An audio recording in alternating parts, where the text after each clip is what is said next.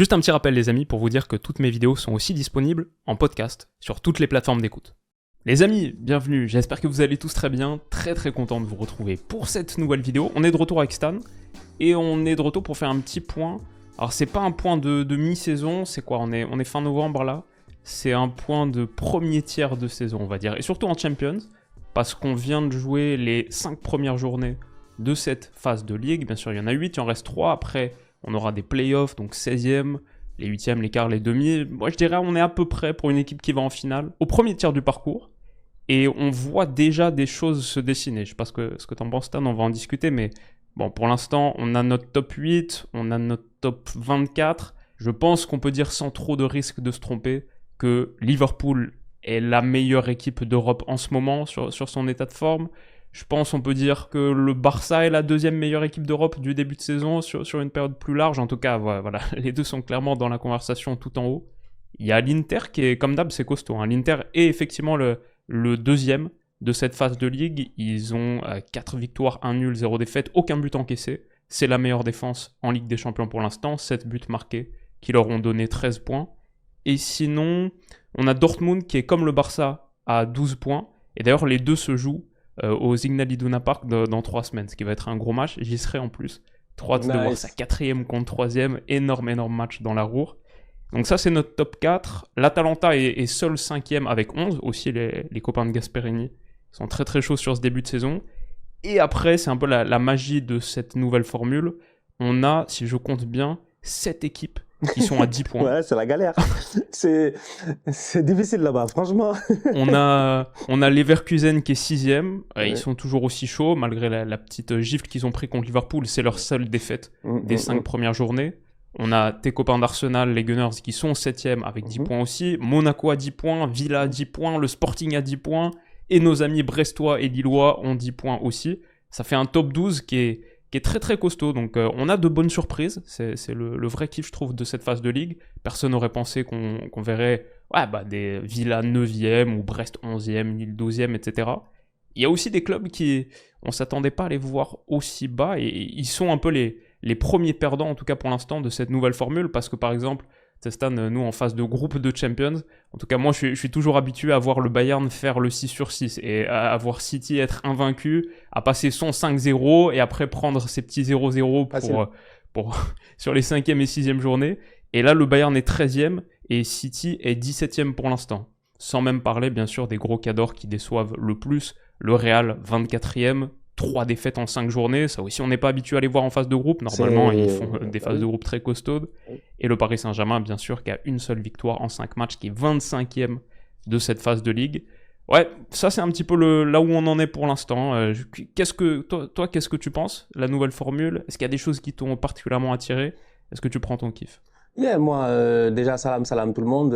C'est vrai, ça fait un plaisir de vous retrouver. Ça fait longtemps quand même. J'espère que tout va bien. Vous avez passé une bonne trêve internationale, que votre équipe nationale, en tout cas, elle s'est gérée. Si elle avait des matchs, elle s'est qualifiée ou quoi que ce soit. Bref, on est de retour là pour le dernier stretch, j'ai envie de dire, de 2024. Et bizarrement, cette nouvelle formule de Ligue des Champions, en fait, je pense qu'elle nous amène dans un autre monde. Parce que la vérité, c'est que finalement, un tout petit peu, ce qu'on avait un tout petit peu prédit. Moi, je me rappelle au début, j'étais comme, attention au mois de janvier, parce que le mercato de janvier va être décisif dans la Ligue des Champions. Et ben là, on est arrivé à ça, en fait. On est arrivé à ça. Je vois par exemple des supporters du PSG qui sont comme, s'il vous plaît, sauvez-nous en janvier, achetez-nous un attaquant pour que les 2 derniers matchs de Ligue des Champions, on soit capable de bien les jouer, tu vois. Donc, je trouve que cette Ligue des Champions, ce nouveau format-là, qui n'est plus un format de poule, un format de poule qui était intéressant parce que c'est ce qu'on connaît. Tu sais, Willou, dans la vie, on n'aime pas le changement, souvent. On est un peu plus réticent au changement. Et les êtres humains sont plus réticents. Donc, on est habitué à une Coupe du Monde, par exemple, à 32 équipes. On est habitué à, genre, les 2 premiers sortent, à avoir des 8e de finale et tout. Donc, quand ça va arriver à 48, on est déjà peut-être dans une appréhension en se disant comment ça va se passer et tout cela. Donc, oui, il y a eu une grosse appréhension sur ce format de Ligue des Champions. Mais la vérité, c'est que je trouve le format, sincèrement, top. Réellement top. Pourquoi? Ça fait 5 matchs qu'on a joué. Tout le monde est sous stress. Mulou, dans toutes les situations possibles que l'on connaît. Non, mais attends, 5 matchs, c'est l'équivalent de 70% des matchs joués, on va dire. À peu près, si tu fais sur 8, tu vois, environ 70% et tout. Dans le format A4, dans le format A4, donc, tu joues 6 matchs, n'est-ce pas? Donc, si tu en as joué 4 et que A4, mais après 4 matchs, les gars, ils sont déjà qualifiés. Après 4 matchs, ils en ont rien à faire des 2 derniers matchs. Les 2 derniers matchs, c'est parce que Paris, ces dernières années, c'est des tocards. Donc, du coup, je pense que 2 fois, ils ont failli finir 2e de leur groupe ou quelque chose comme ça. Donc, il y avait un peu de suspense. Ils ont même failli finir 3e. Voilà. Plusieurs fois, ils ont fini 2e sur les dernières années. C'est ça, en fait. Donc, il y a un peu de suspense pour certaines grandes équipes qu'on attend et tout. Mais sinon, en réalité, il n'y a pas de suspense. Comme tu as dit, City, en 4 matchs, ils plient l'affaire, ils rentrent chez eux. Après, ils commencent à faire tourner. Là, tu peux pas faire tourner. Donc, ça me donne un tournoi qui, finalement, j'ai l'impression, jusqu'à la fin, va être intéressant parce que, tu peux pas te dire que, ouais, moi, ce week-end, je suis déjà qualifié, j'ai pris mes 3 points là, non, tu peux pas, en fait. Là, tu es obligé de venir jouer chaque match sérieusement. Le Real doit jouer tous les matchs qu'à la fin sérieusement. Le Bayern aussi et tout. Donc, je trouve le format globalement très intéressant. Et la deuxième chose que j'ai trouvé, en tout cas, visuellement assez cool, c'est le fait que ça change très vite, en fait. Ça change.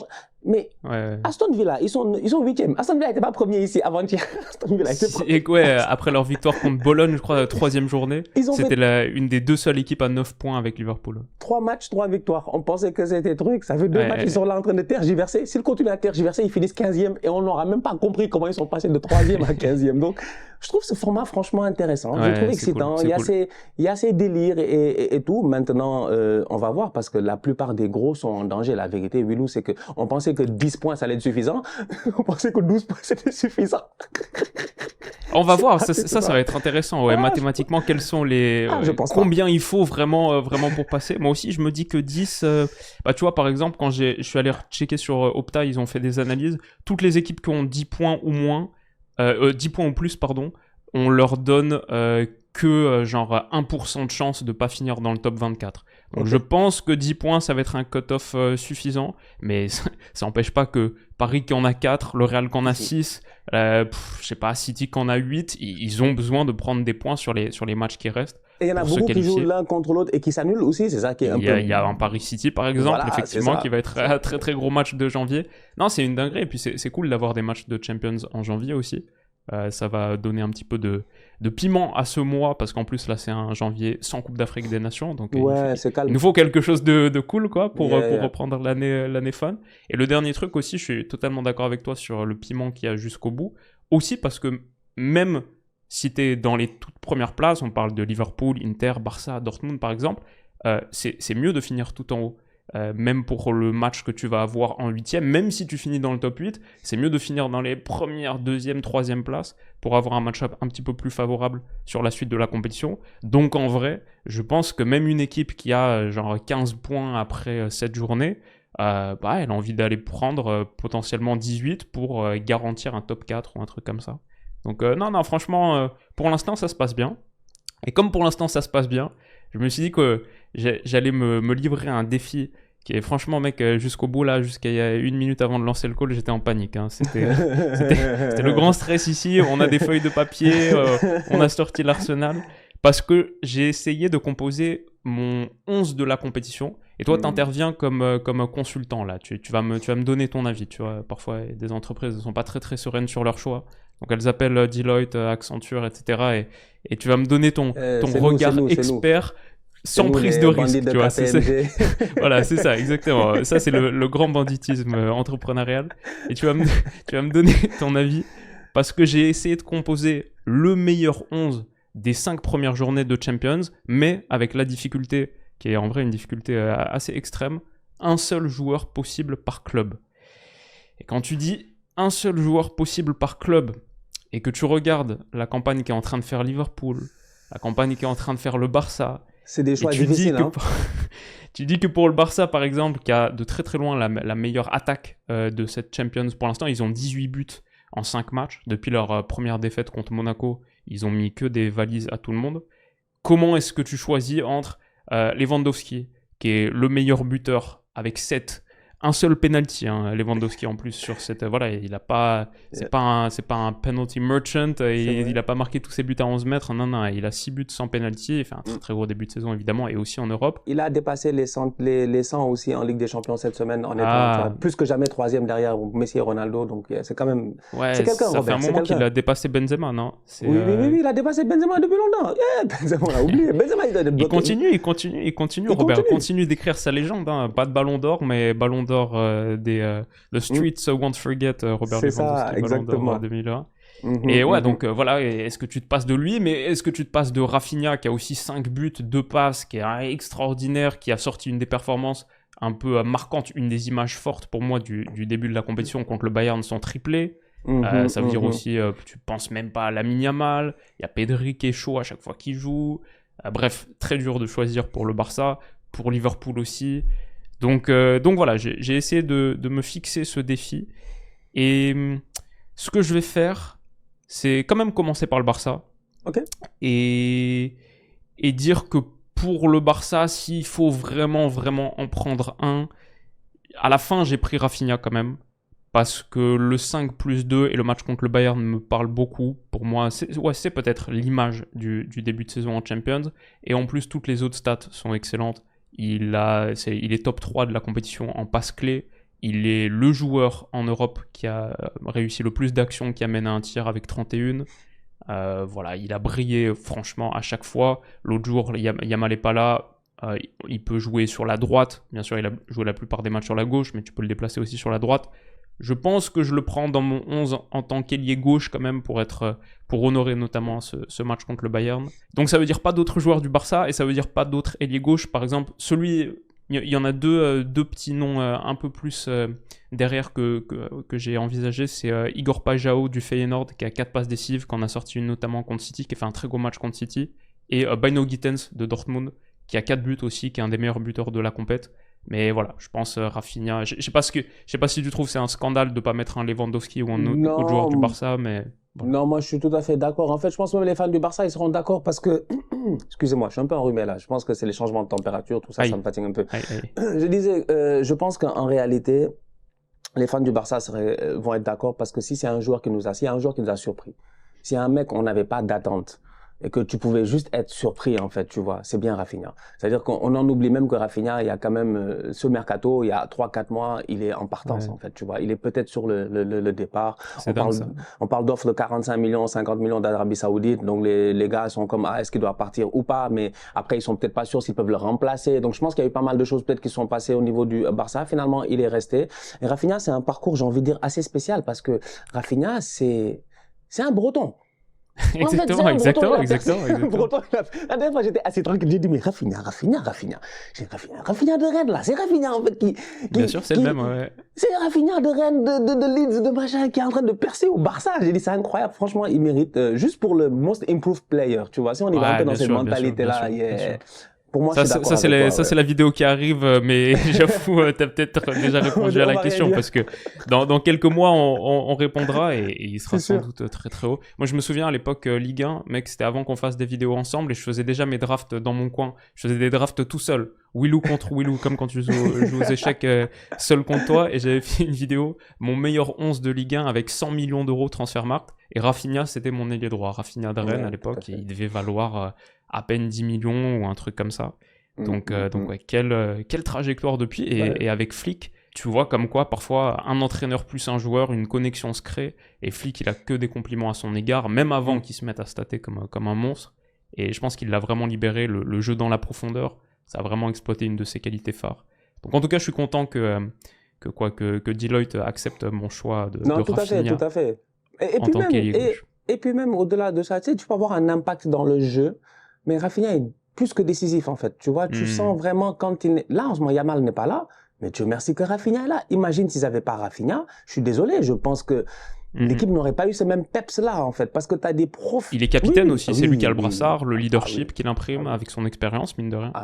Oui, quand même beaucoup de respect, ça aussi, parce que porter le capitanat au Barça, surtout quand tu as été autant critiqué, c'est plutôt ça, en fait. Moi, c'est pour ça que moi, Rafinha, moi, il m'étonne un peu, hein, je sais pas. Même la dernière fois, il arrive au Brésil, il pose le coup franc, il claque le coup franc, il y a un penalty. Au lieu que Vinicius lui donne le penalty, Vinicius frappe le penalty, il rate le penalty. J'ai dit, mais il porte le numéro 10 de Neymar. J'ai dit, Rafinha, franchement, c'est très surprenant. Genre, j'aurais pas prédit cette évolution-là. Donc, j'ai envie de dire, pas mal. On verra si ça dure toute la saison. On verra si c'est le même Rafinha que tu retrouves sur les gros matchs à élimination directe de Champions. Mais j'ai sorti une belle performance contre le PSG l'année dernière. Mais pour l'instant, en tout cas, s'il y a bien un moment pour honorer ce type de joueur, voilà, je pense qu'il méritait cette distinction. Donc, ça veut dire qu'on a notre ailier gauche. Liverpool, je pense, c'est le deuxième auquel il faut s'attaquer. Et là aussi, il y a beaucoup de choix. Il y a aussi, l'impression récente qui nous a été laissée par le match contre le Real, où tu peux même considérer des Connor Bradley, Curtis Jones, Kevin Keller dans les buts, qui est, à chaque fois qu'il joue, c'est un monstre. Mais à la fin, j'hésite entre deux. J'hésitais bien sûr Mo Salah, aile droite. 4 passes décisives, 1 but, ok, il y a son penalty raté, mais dans l'ensemble, c'est un top Mo Salah. Après, peut-être encore plus fort en PL, plus impressionnant en PL encore. Yeah. Et du coup, moi, je penche un petit peu sur l'ami Ryan Gravenberch. Je sais pas ce que tu en penses. Ouais, non, c'est ce que j'allais dire en fait. La vérité à Liverpool, c'est que je pense que je n'ai pas envie de plébisciter les joueurs offensivement. J'ai envie de plébisciter les gars défensivement. En fait, c'est le travail qu'ils font défensivement, moi, c'est ça qui m'impressionne le plus. Parce que je sais pas, un nouveau coach qui arrive des fois, tu te dis, peut-être que les gars devant ils vont marquer, mais derrière, d'habitude, il y a toujours un petit truc qui fait que, je sais pas, c'est jamais solide. Les gars ont fait 3 ou 4 matchs de première ligue, ils ont pas encaissé de but. On est parti en trêve internationale, la première, ils avaient 0 but encaissé. Genre, Arne Slot, il est venu, il a coaché 3 matchs de première ligue, on lui a pas mis un but. En fait, c'est qui Arne Slot? Il veut quoi, lui? En fait, on pose des questions. C'est qui ce mec? Un seul but encaissé en Champions par Liverpool. C'était contre Milan à San Siro, première journée. Et derrière, ils ont enchaîné. Ils ont battu Bologne 2-0, Leipzig 1-0, Leverkusen, ils leur ont mis la gifle 4-0. Et le Real, donc là, 2-0. Ils sont très costauds derrière. Et Gravenberch, c'est 2,4 tacles par match, 2,8 interceptions par match, ce qui est le deuxième joueur avec le plus d'interceptions en Champions. Bon, on le voit à chaque rencontre, c'est un aspirateur à ballon. Et après, ce qu'il fait aussi avec, où il est vraiment souvent l'initiateur, le premier déclencheur des actions avec son jeu 360 degrés. Là. Il reçoit la passe, se retourne vers l'avant. Je savais pas qu'il savait faire ça, en fait. C'est que j'ai été surpris de Gravenberch. Moi, je pensais que Gravenberch, peut-être qu'on me dira, tu l'as peut-être pas assez vu jouer et tout, mais moi, je pensais que c'était un profil plus à la Szoboszlai. Je pensais que c'était un boy qui était box-to-box, qui se projetait beaucoup plus. Moi, je m'attendais pas à ce que le boy, il est vraiment le defensive awareness de pouvoir jouer ce rôle-là, de laisser les McAllister, les Curtis Jones partir et de gérer tout seul derrière lui, d'être toujours dans les interceptions. Ce week-end, il y a le match qu'il joue face à Southampton. Ils font un match, mais très, très pourri, hein. Mais, et ils gagnent d'ailleurs en passant. C'est ça qui est la force de Liverpool aussi. Et Gravenberch fait à un moment donné, mais un retour défensif dans la surface de réparation sur une frappe qui normalement doit être un but. Et je me dis, de tous les joueurs de Liverpool, quand tu vois la course qu'il fait, comment il lit l'affaire et qu'il voit que le gars va frapper et qu'il laisse son gars pour aller là-bas, tu te dis non, le gars, il est aware en fait. Il sait ce qui se passe, tout est clair dans sa tête. Moi, je trouve que c'est facile à Liverpool de plébisciter Mohamed Salah. Ce serait facile aussi de donner, je dis bien, je sais pas moi, de donner des trucs à Van Dijk ou pas mal d'autres joueurs qui sont quand même très bons, hein, depuis le début de la saison. Ou même Keller, comme tu dis, c'est un super sub de fou. Mais je pense que Gravenberch, c'est dans la même lignée que Rafinha. Des gars qui nous ont surpris et qui vraiment, si tu les enlèves de leur équipe. Aujourd'hui, enlève Gravenberch, mais Endo, ils sont morts. T'as raison, ouais, t'as raison. La différence avec le next best player dans sa position est c'est pas la même chose. Et je pense en plus il en a encore un petit peu sous la pédale parce que tu as raison de dire qu'à la base c'est plus un 8-10 pour nous Gravenberch. Oui, et là ce qu'il montre c'est dans un rôle plus 6-8. Mais même sur les projections, s'il n'avait pas des joueurs aussi pertinents devant, peut-être tu pourrais le voir encore plus menaçant dans les entrées, derniers tiers, etc. Mais bon, sur l'activité défensive, ce qu'il montre, c'est effectivement surprenant et très très fort. Et il est un maillon essentiel de ce Liverpool qui, franchement, c'est dingue ce qu'ils font parce qu'il y a en PL le fait d'être leader, 8 points d'avance, jouer contre City ce week-end, ça va être dingue. Mais en Champions, 5 sur 5, la seule équipe dans ce cas, en ayant le calendrier que tout le monde disait au début de saison, c'est soit eux, soit Paris le plus compliqué. Comme on a dit, Bologne-Leipzig sortait de... Voilà, c'est des équipes intermédiaires intéressantes. Leverkusen qui ont giflé 4-0, le Real et l'AC Milan à San Siro, allez leur mettre 3-1. Cet AC Milan qui était hardcore contre le Real, c'est que des gros matchs qu'ils ont gagnés. Donc ouais, tu peux pas faire ça avec une équipe qui est pas aussi fonctionnelle, notamment dans la salle des machines.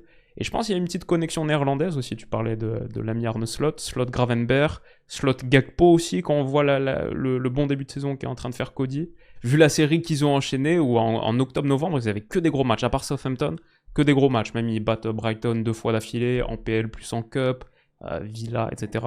Donc ouais, impressionnant ce que fait Liverpool. Évidemment, on allait mettre au moins un gars de Liverpool. Si on pouvait en mettre plus, on en mettrait peut-être 3, 4. Mais à la fin, j'ai choisi Gravenberch pour son influence au milieu. Et ça nous amène troisième équipe.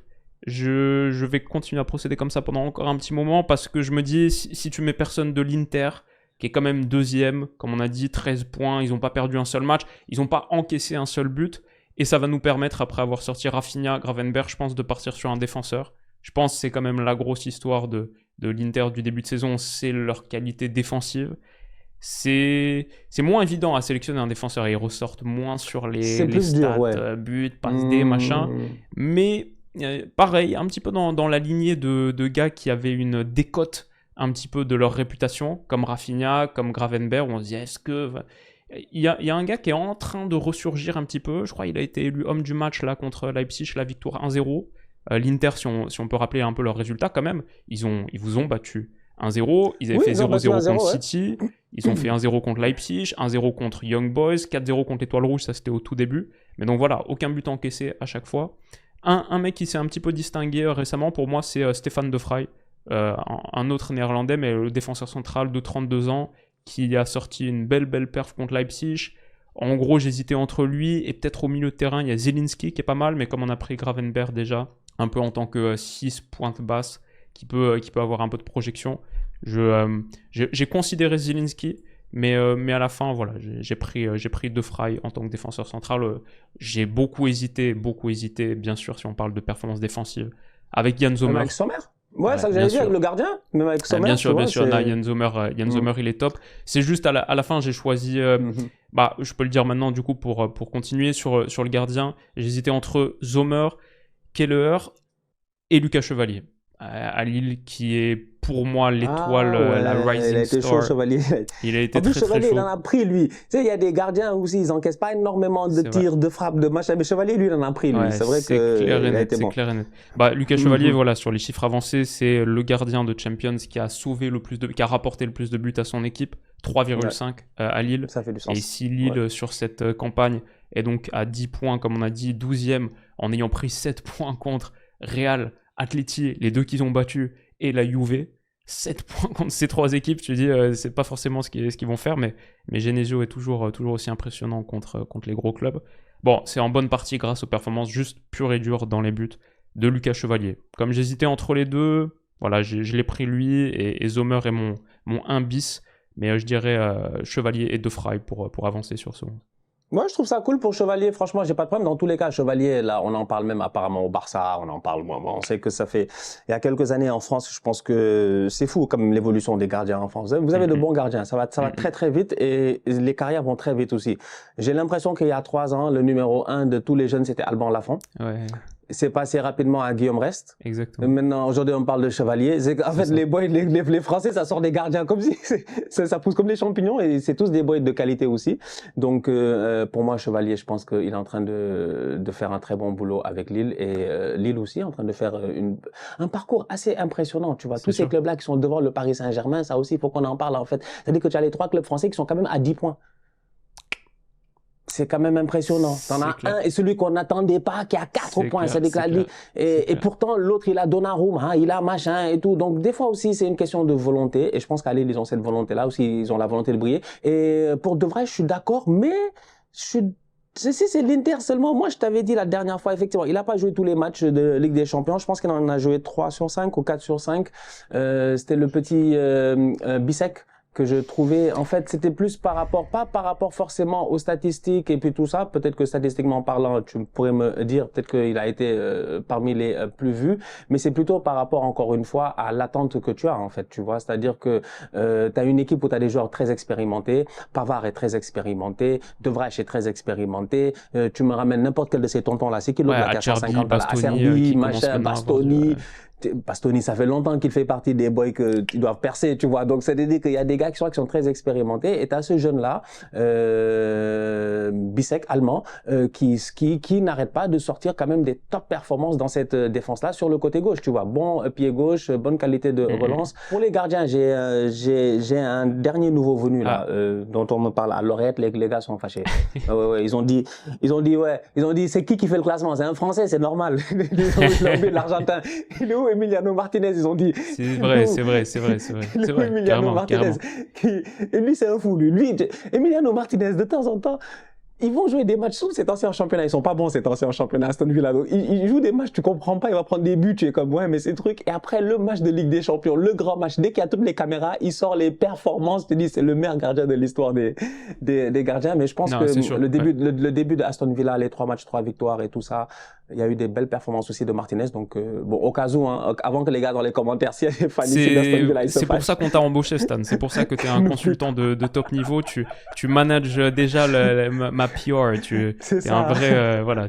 Tu me protèges de tous les risques et effectivement, tu as totalement raison. Je le mettrai pas top 1, mais par contre, dans le top 3, top 4, il faut carrément en parler parce que, en plus, je suis pas certain d'avoir à la fin choisi un gars d'Aston Villa.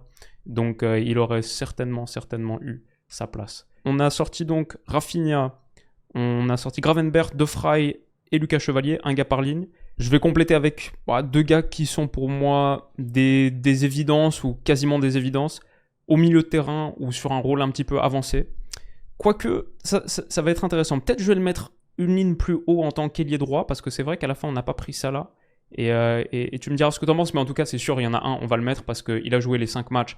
Il a été 4 fois man of the match. C'est Florian Wirtz. 5 buts, une passe D pour lui sur ce début de campagne. Le deuxième joueur d'Europe avec le plus de passes clés, top 10 aussi en dribble, influent de partout. Enfin, c'est Wirtz, c'est un délire. Et à son jeune âge, il est encore en train d'enchaîner avec une saison qui a l'air monstrueuse. Donc je ne sais pas combien de temps il restera à Leverkusen. Je ne sais pas s'il va faire les beaux jours à un moment d'un immense club du continent. Mais ce qu'il est en train de faire là, encore une fois en Europe, c'est très très chaud. Et ouais, je pense, Wirtz, si tu le mets pas dans ton 11, il y a erreur parce que les Leverkusen, en plus, à part leur défaite contre Liverpool, c'est leur seule défaite de la campagne. Et du coup, ils ont aussi 10 points. Ils sont en très très bonne posture. Moi, j'ai pas grand chose à dire. Tu sais, il y a des gars qui, je pense, ils font un peu l'unanimité, quoi. Il y a pas besoin de vraiment beaucoup défendre leur cas.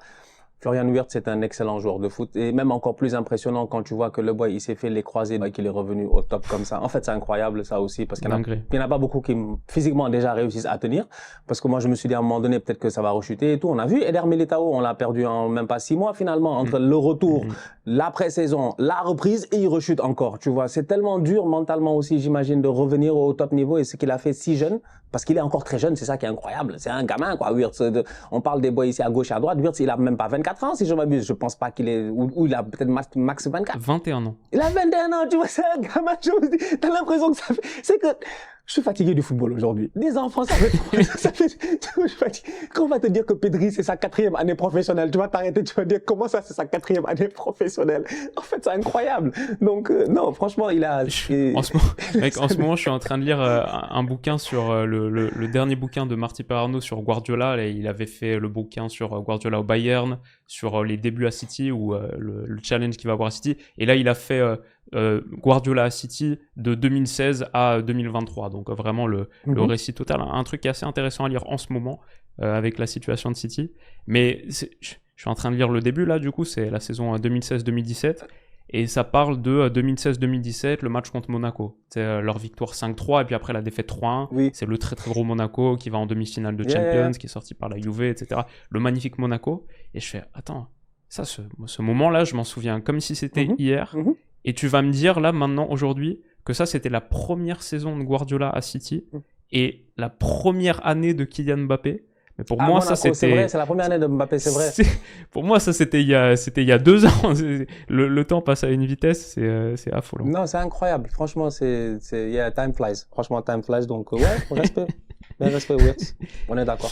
En parlant de trajectoire extraordinaire et de gars dont j'avais fait une petite vidéo janvier 2024, donc il y a quasi 1 an, et il était déjà en train de percer du côté du Sporting. Il sortait aussi de très très grosses saisons à Coventry. Je pense qu'on peut mettre en pointe, comme on n'a pas mis Lewandowski, il y avait quelques autres personnes qu'on aurait pu identifier. Pourquoi pas un Serhou Guirassy qui a 4 buts de passe en Champions. Il est chaud, Guirassy. Mais j'ai pris Gyökeres parce que ça aussi, c'est un des images, c'est une des... Voilà, toi, tu fais très bien la célébration Bale. Ouais, t'as vu, moi j'ai géré. Franchement, nous, on maîtrise trop la célébration. Voilà, magnifique, tu la maîtrises. On maîtrise. Comme qui est-ce qu'il a sorti l'autre jour, c'est Giannis Antetokounmpo, là, après un gros dunk. Oui, il l'a fait en NBA. Après, j'ai vu, ils l'ont publié et tout sur les réseaux sociaux. Gabriel aussi l'a fait, mais Gabriel, lui, il a fait l'autre. Lui, il l'a pas fait. Non, lui, il l'a pas fait, je peux pas parler. Il l'a mal fait. Il l'a mal fait. Lui, il est devenu Batman, lui. Je sais pas ce qu'il a fait, je sais pas ce qu'il a essayé de faire. Gabriel, vraiment, il a fait un truc, on dirait Batman. Il s'est trompé. Il est devenu aveugle. Aveuglé par sa célébration. Mais en tout cas, ouais, Gyökeres, 5 buts, 1 passe. Ah, pareil, son triplé contre City. C'était ça, ouais, c'était triplé contre City. Triplé contre City. Je relis les notes. Élu 3 fois Man of the Match en 5 journées de Champions. Donc voilà, sa qualité dans la profondeur. Il fallait forcément distinguer quelqu'un au Sporting.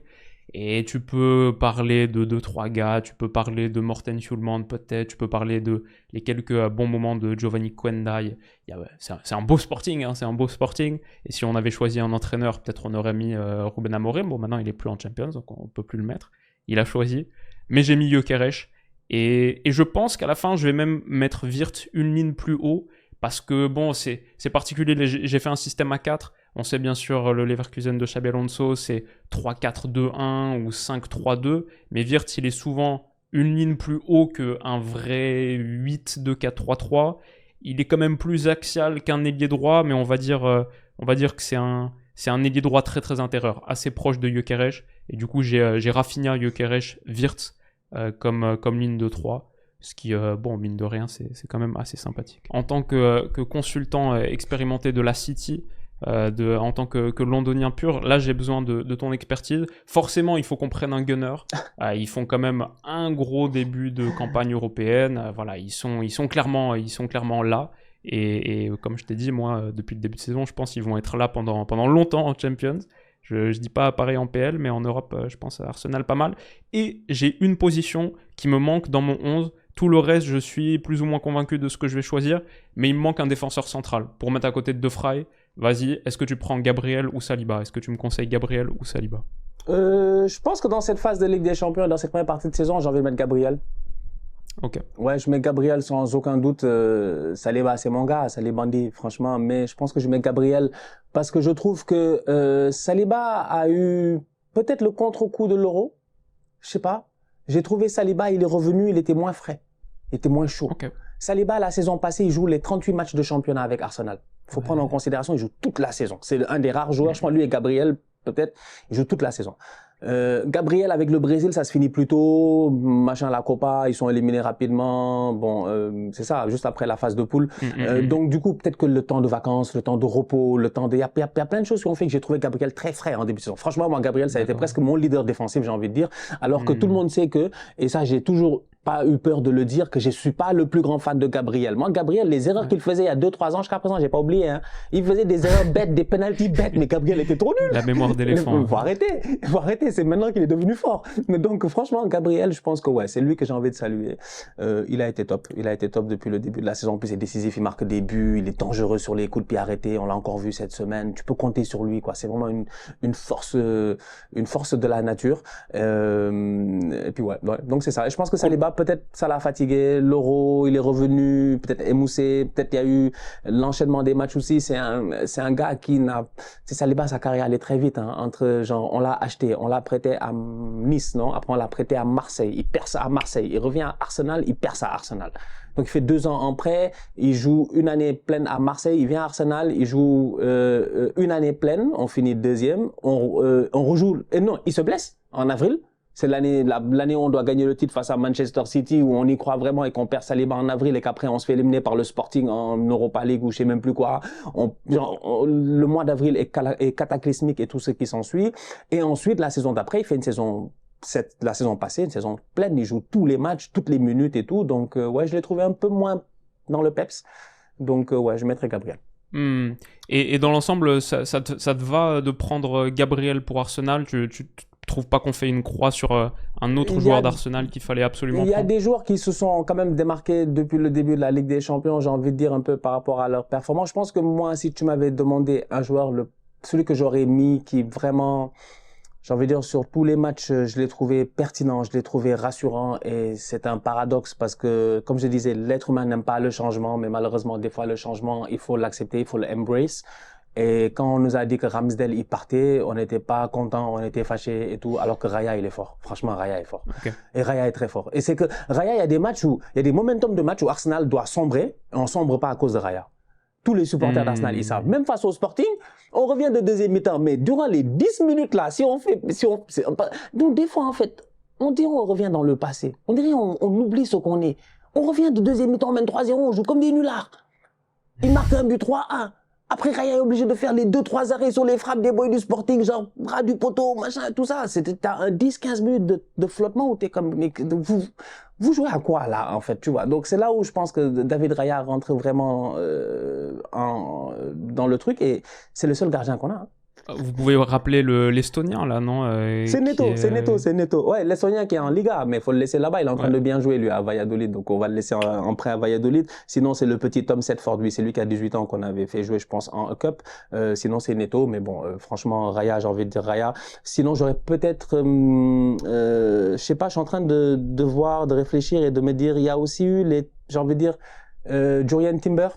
J'ai trouvé Timber excellent aussi durant ces premiers matchs de Ligue des Champions. Tu sens que, en plus, il y a la versatilité. Tu peux le faire jouer un peu partout, tu vois. Donc, surtout dans des matchs comme ça où ces temps-ci, on avait des blessés, on avait, genre Ben White, là, on l'a perdu pendant 3-4, même, ça va aller 3 mois ou un truc comme ça, je sais pas. Ben White, ça a l'air sérieux, là. On l'a perdu pendant un bon bout de temps. Donc, avoir un Timber qui peut, et Calafiori aussi, on l'avait perdu il y a quelques semaines, là, un truc. Donc, ouais, c'est vraiment un Timber qui gère. C'est Timber, tu le mets à droite, tu le mets à gauche, tu peux pas compter sur les Zinchenko. Il bouge tous les trous, ouais. Voilà. Et en plus, c'était, après lui qui avait raté toute la saison dernière. Effectivement. Sa grave blessure. On disait ça allait être un des joueurs à clé, pivot en tout cas, parce que quasiment une recrue quoi pour Arteta. Donc ouais, franchement Timber c'est un bon shout parce que sur les latéraux c'est souvent la position un petit peu difficile. À la fin, ce que j'ai choisi, parce que je pense que aussi vu leur début de saison en Europe, il fallait un gars de Dortmund. Ben Sebaini en tant que latéral gauche. Il n'y a pas beaucoup de latéraux qui sont vraiment distingués en Europe sur cette campagne de Champions, mais Ben Sebaini qui a été élu homme du match là contre Zagreb, qui dans l'ensemble est vraiment sur une bonne petite série de performances. Pour moi, c'était une bonne option. Et à droite, je réfléchissais vite fait. Il y a Stéphane Posch de Bologne, mais j'ai pas vu les matchs de Bologne, mais apparemment il est tout en haut des classements de tacles. Il y a Vanderson à Monaco qui avait sorti un bon match contre le Barça. Maintenant, ça remonte un petit peu, pourquoi pas. À la fin, j'ai pris Alexander Ba de Benfica, parce que Benfica est pas trop mal aussi. Ils ont du coup battu Monaco l'autre jour et ils doivent être pas loin du top 15. Ouais. Et puis jusqu'à présent, on est dans des guéguerres. Mais je pensais qu'on était en paix, Willou, franchement. Il y a encore des problèmes, sincèrement. C'est toujours les Argentins, on n'a rien demandé. Di Maria, il va où?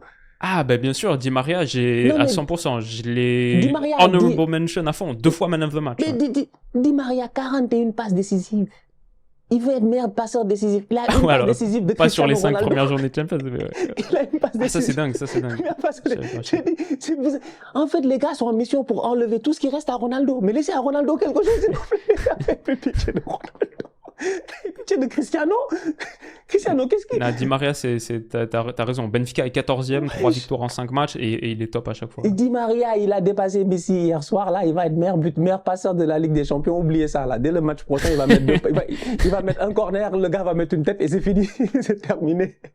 C'est vrai, Benfica, attention. Et même au Portugal, quoi, ils ont battu Porto là très très récemment. Ils avancent un petit peu plus dans l'ombre forcément du Sporting. Mais il leur reste des matchs contre Bologne, contre le Barça, 7e journée, ça va être un gros match, et la Juve, donc 2 belles oppositions quand même pour boucler.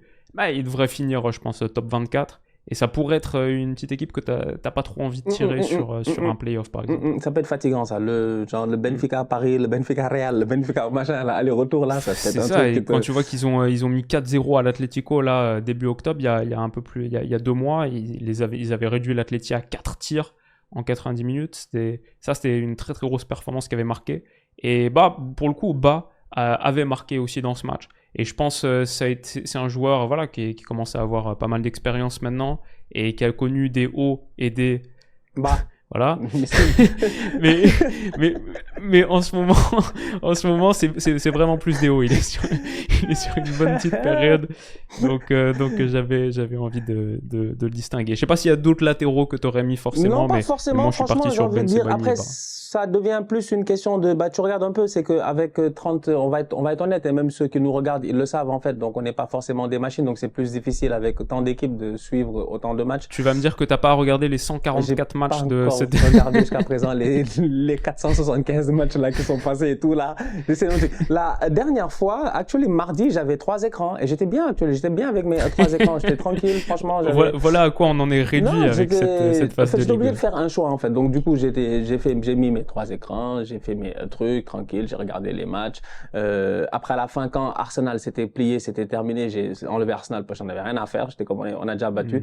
Là, dès que j'ai vu le Feyenoord revenir à 3-2, j'étais comme hop, j'ai switché sur le Feyenoord. J'étais comme oulala. En fait, je pensais avoir embauché un consultant pour m'aider, mais j'ai embauché un trader. Il est là dans sa salle avec 8 écrans. Il y en a un qui est comme ça là dans le coin gauche. C'est ça que tu fais.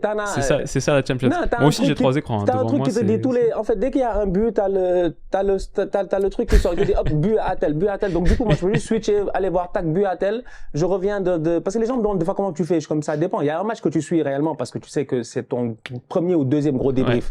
Ça, tu es obligé de trucs. Et les autres, c'est des matchs secondaires. Donc, c'est juste, j'ai le flash score. Je sais qu'il me dit, tiens, un but à telle minute. Automatiquement, moi, dans la seconde, j'y vais. Souvent, ton stream est un peu en retard. Donc, tu vois le but en live parce que tu es en retard au moment où lui t'a dit que tu as un but et tout. Ou souvent, je reviens genre en arrière de 2 minutes, calmement. Je regarde un tout petit peu ce qui s'est passé. C'est qui a foiré, qu'est-ce qui est truc et tout. Tu regardes le match pendant 10 minutes, tu reviens. Donc, c'est un peu un jeu de trucs, mais je trouve ça très intéressant. C'est pour ça que j'aime bien la phase de Ligue des Champions.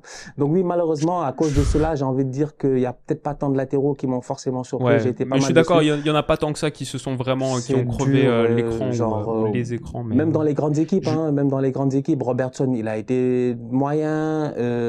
J'ai envie de dire, au Paris Saint-Germain, on n'a pas vu forcément les boys en championnat et en Ligue des Champions, c'est différent. Donc un peu de Nuno Mendes et Hakimi à la rigueur se fait partie. Hakimi par exemple, c'est un des moins mauvais Parisiens. Plus fort en championnat ces derniers temps qu'en Ligue des Champions, quoi. C'est que moi, je sais qu'Achraf en championnat, il dead le game, tu vois. Les gars sont très chauds et tout. T'arrives en Champions League, c'est peut-être le seul joueur sur le côté qui est dangereux, le pauvre. Bon, il fait un peu le rôle de Baldé, jouant l'atelier, comme je dis un peu. Ouais, en 3-2-5. C'est ça. Donc c'est un peu plus dur, je pense, de sortir quelqu'un. Ouais, bah écoute, ça me va. Si tu valides, ça me va. Et je vais dire pour les niveaux écran, prévois quand même une petite commande parce que le 29 janvier, c'est J8 de LDC, la dernière, et c'est un multiplex à 18 matchs. Ouais, là j'ai le Apple truc, comment on appelle ça, j'ai oublié le nom là, le Apple TV. Donc du coup là, avec le Apple TV et l'application, je pense que je peux faire 4, je peux faire 6. Je peux faire split screen 6, mais split screen. Et je pense qu'il va falloir te cloner à un moment parce que mais 6 ça fait trop. 6 ça fait trop parce que là après pour 2 yeux ça fait beaucoup. Ça fait trop. 4 c'est le maximum. Tu peux faire split screen 4.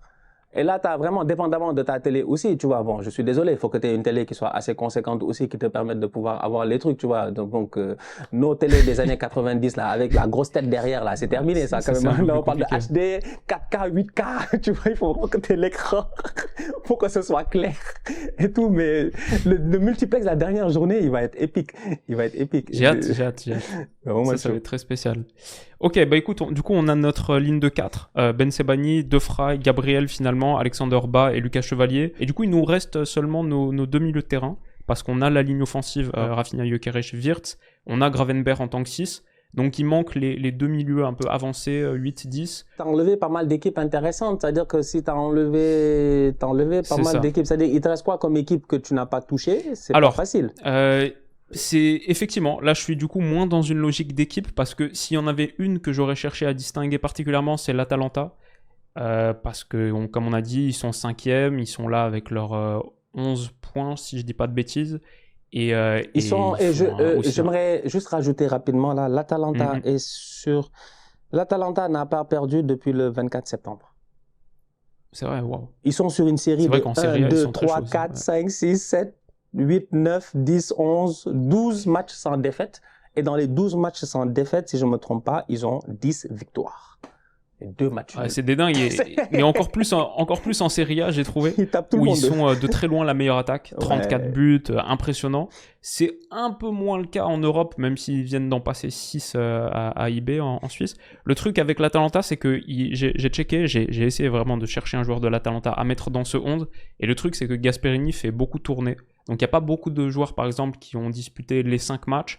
Et les positions changent beaucoup aussi. Peut-être s'il y avait un gars que tu prends, c'est mon ami Charles, de Ketelaar, 4 passes D, 2 buts. Mais il y a 2 buts et 3 passes D dans un seul match, le dernier contre Young Boys. Donc si tu enlèves cette rencontre, disons que les statistiques sont très très regroupées sur ce match. Après, il n'y a pas que les stats. Pour CDK, c'est un top joueur. Je l'ai mis dans ma draft l'autre jour de Serie A, je l'adore. Et clairement, il aurait mérité de distinction aussi. C'est pour ça qu'on en parle maintenant. Mais pour moi, l'Atalanta, c'est plus le collectif impressionnant. Et comme je t'ai dit, comme le temps de jeu a été plutôt bien réparti entre 16, 17, 18 joueurs, il y a moins un stand-out impressionnant, en tout cas sur des positions qui n'ont pas déjà été prises aussi, parce qu'on commence à avancer dans le 11. Et il reste 2 places. J'ai choisi ces 2 places, je les attribue à Malik Tillman du PSV Eindhoven. Le PSV est quoi? Interesting. PSV, ils sont 18e. Ils sont 18e. 2 victoires, 2 matchs nuls et 1 défaite. C'est pas mal. C'est ça. 2-2-1.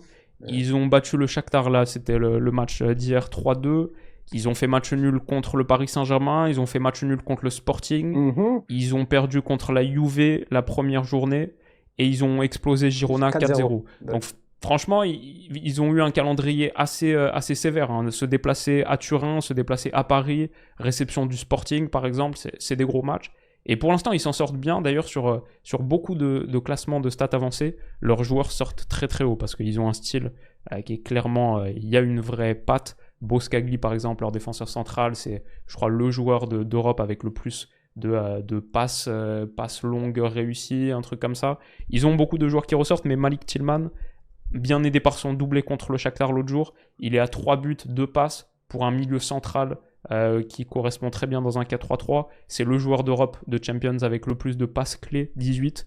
C'est un petit international américain, là, 22 ans. Né en Allemagne, qui a été formé au Bayern entre 2015 et 2022. Et ensuite, il a été prêté aux Rangers, une très grosse saison qu'il a fait, au PSV Eindhoven. Et là, le PSV Eindhoven l'a définitivement acheté. C'est ça. Il a joué avec l'Allemagne Espoir, mais maintenant, c'est devenu un international américain avec 18 sélections depuis 2022. Donc ouais, les États-Unis ont un petit milieu de terrain sympa. Franchement, c'est très très intéressant ce qu'il fait. Il ressort dans tous les classements, que ce soit offensif, mais aussi, tu sais, je t'ai dit, le joueur en Europe avec le plus de passes clés, donc la passe qui précède immédiatement un tir. Mais il est aussi top 5 joueur qui a fait le plus de tacles sur ces 5 journées de Champions, 17 tacles. Et comme on a dit, contre de belles adversités, hein, Juve, PSG, Sporting, etc. Donc je voulais distinguer plus lui qu'un mec du PSV Eindhoven, même si le PSV, c'est très correct ce qu'ils font pour l'instant. Et je vais checker leur prochain match pour voir est-ce qu'ils pourraient être aussi un petit poil à gratter comme le Benfica d'un round de playoff, par exemple. Ils ont l'Étoile Rouge en J7, ils ont Brest en J6 et Liverpool pour finir en J8. Donc, le dernier match contre Liverpool, Liverpool, ils vont faire tourner. Là. Liverpool, c'est sûr que lui va faire tourner. Cela, je pense que dès le prochain tour, il va prendre ses points et puis c'est terminé. Lui, après, il lui reste sur les 3 matchs. Je pense que s'il prend 4 points, il est presque assuré d'être premier là, qui va le rattraper. Qui va le rattraper, je sais pas, faut voir. Mais l'Inter a que 2 points de moins en soi. C'est aussi la spécificité de cette phase de ligue. C'est bizarre aussi. C'est bizarre. En fait, j'ai l'impression que genre J5 que tu peux être deuxième, peut-être que J8 tu ouais, c'est ça. T'as envie de rester quand même dans les top positions. Donc on verra, mais quand même t'as raison. Je pense s'il y a un moment pour jouer Liverpool, c'est effectivement sur cette 8e journée. Donc ouais, je vois le PSV faire potentiellement un beau petit parcours. Et donc j'ai pris Malik Tillman, et pour compléter mon milieu de terrain, à côté de Gravenberch, mon 11e joueur, c'est Tijjani Reinders. Encore un néerlandais, on est bien néerlandais là, Reinders, Gravenberch, ça fait une belle paire, hein, si on voit ça à la Coupe du Monde 2026, encore plus que ce qu'on a pu le voir au dernier Euro, c'est sympa. Mais voilà, Reinders, l'AC Milan, bon, ils se sont repris avec quelques victoires récemment, dont une assez étincelante contre le Real, où il était vraiment au top du top, il était magnifique. Magique, et ce match m'a tellement tapé dans l'œil. Je pense pas qu'il est particulièrement dénoté sur les autres non plus, et il était tellement fort sur celui-là aussi que pour moi c'est une des performances en vrai très marquantes de ce début de campagne de Champions. Et ce Reinders qui était très bon contre le Real et qui avait aussi marqué un doublé contre Bruges, la victoire 3-1 de l'AC Milan, qui a été l'homme du match du derby della Madonnina, même ça rentre pas dans les matchs qu'on prend en compte, mais c'est un vrai big game player, je trouve, ce Reinders. Et ça fait plutôt un beau petit milieu de terrain. Malik Tillman, Gravenberch, Reinders, sous donc Rafinha, Gyökeres et Wirtz. Ma ligne de 4, Ben Sebaini, De Vrij, Gabriel, Alexander Ba et Lucas Chevalier dans les buts. Tous les autres noms pêle-mêle que j'ai considérés, comme j'avais dit, Igor Paixão, Baino Gittens, Guirassy, Zegrova, Saka en vrai, Di Maria comme tu as dit, Tillmans, CDK, Boskagli, Pau Torres pour Aston Villa, Connor Bradley, Vanderson, Grimaldo aurait eu sa place, Jan Sommer, c'est clair et net, Keller, tu as très bien fait de souligner Raya aussi. Et qui est-ce qu'on pourrait dire d'autre? Lookman aussi pour l'Atalanta. McAllister à Liverpool. À Liverpool et au Barça, il y en a tellement en fait que je vais pas me lancer là-dedans. Pedri, bien sûr. Mais ouais, ça nous fait un bon petit 11 après 5 journées. Je sais pas si toi, il y avait des noms que tu trouves que vraiment tu aurais voulu mettre et qui sont pas là. Mais moi, j'aime bien ce 11. Non, moi ça me va, franchement, je suis d'accord. J'ai perdu un tout petit peu à la fin les noms que tu as donnés, mais t'inquiète, je suis sûrement d'accord. J'ai eu un problème d'écouteur là, je fasse un changement d'écouteur. Sûrement, ils vont me voir en tant que vrai consultant, tu dois être aussi un petit peu diplomate. Parfois, voilà, il faut laisser simplement le client parler. Hein. C'est ça, nous on est d'accord, hein, on va pas se battre. Dans tous les cas, c'est qui paye hein, mes honoraires sont quand même assez élevés, donc je vais pas me battre contre celui qui paye. J'aurais juste rajouté, je pense, un joueur qui... pour le moment, il est blessé. Vous-même, vous savez, on garde un œil sur lui. C'est la future star. L'année prochaine, il sera le meilleur latéral droit, je pense, de Ligue des Champions, bien entendu. C'est bien Van der Bremt. Donc, faut pas l'oublier. Gardez toujours un œil sur Van der Bremt. Gardez un œil sur mon petit. Il est blessé, c'est pour cela qu'il joue pas. Mais attention. Le mercato d'été prochain. Le mercato. Pour les amis qui comprennent pas, Draft Serie A, je peux rien dire de plus que ça. Allez checker la Draft Serie A et vous serez très vite fixé parce que ce nom arrive très très vite dans la vidéo. Stan, merci beaucoup, tu as été au top. Excellent job de consulting. On te réembauchera sur la prochaine mission et on se retrouvera pour une draft très très vite. Les amis, merci d'avoir été là. On espère que cette Ligue des Champions vous plaît autant qu'elle nous plaît à nous et on se retrouve très très vite pour la suite. Prenez soin de vous les potes. Bisous.